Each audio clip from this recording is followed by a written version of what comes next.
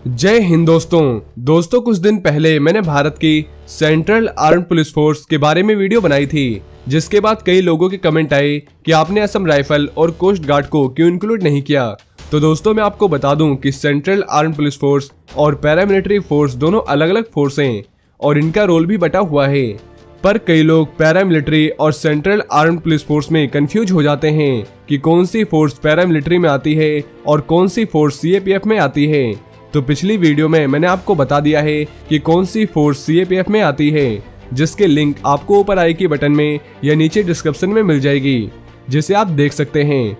तो आज इस वीडियो में हम जानेंगे कि कौन सी फोर्स पैरामिलिट्री में आती है। तो चलिए शुरू करते हैं। तो सबसे पहले आइए जानते हैं असम राइफल के बारे में। दोस्तों असम राइफल भारत की सबसे पुरानी पैरामिलिट्री फोर्स में से एक है और देश के सबसे पुराने पैरामिलिट्री फोर्स का गठन अंग्रेजों ने 1835 में किया था। तब इसका नाम कछाड़ लेवी था और तब इसका काम सिर्फ असम के बागानों और उनकी संपत्तियों की आदिवासियों के हमले से रक्षा करना था और समय समय पर इसके नाम में बदलाव होते रहे। जैसे 1883 में असम फ्रंटियर पुलिस, 1891 में असम सैन्य पुलिस, 1913 में पूर्वी बंगाल और असम सैन्य पुलिस नाम हुआ और आखिरकार 1917 में असम राइफल बना। दोस्तों असम राइफल ने दोनों विश्व युद्ध सहित कई बड़ी लड़ाइयों में अहम भूमिका निभाई है। पहले विश्व युद्ध के दौरान कई बटालियनों के जवानों को गोरखा रेजिमेंट के अंडर युद्ध करने के लिए यूरोप भेजा गया। वहां उनका प्रदर्शन बेहतरीन रहा और वहीं से इस फोर्स का नाम असम राइफल हो गया और दूसरे वर्ल्ड वॉर में भी इन्हें बर्मा में तैनात किया गया था और इनका हेडक्वार्टर शिलोंग में स्थित है और ये 1640 किलोमीटर लंबी म्यांमार से लगती सीमा की सुरक्षा करते हैं। और असम राइफल ने असम और उसके आसपास के इलाकों में शांति बनाए रखने में बड़ी भूमिका निभाई है और मौजूदा समय में असम राइफल का कंट्रोल गृह मंत्रालय व रक्षा मंत्रालय दोनों के पास है। दोस्तों इसका administrative control ministry of home affairs के पास है और इसका operational control ministry of defence के पास है और इस समय असम राइफल में 63,747 एक्टिव पर्सनल हैं। दोस्तों असम राइफल के रैंक इंडियन आर्मी के रैंक की तरह ही होते हैं, जैसे major general, brigadier, colonel, lieutenant colonel, major. लेकिन दोस्तों इसको हेड इंडियन आर्मी के लेफ्टिनेंट जनरल रैंक ऑफिसर के द्वारा ही किया जाता है। अब दोस्तों इसके बाद आइए जानते हैं स्पेशल फ्रंटियर फोर्स के बारे में। तो दोस्तों स्पेशल फ्रंटियर फोर्स एक ऐसी सीक्रेट फोर्स है जो चीन बॉर्डर पर खुफिया मिलिट्री ऑपरेशंस को अंजाम देती है।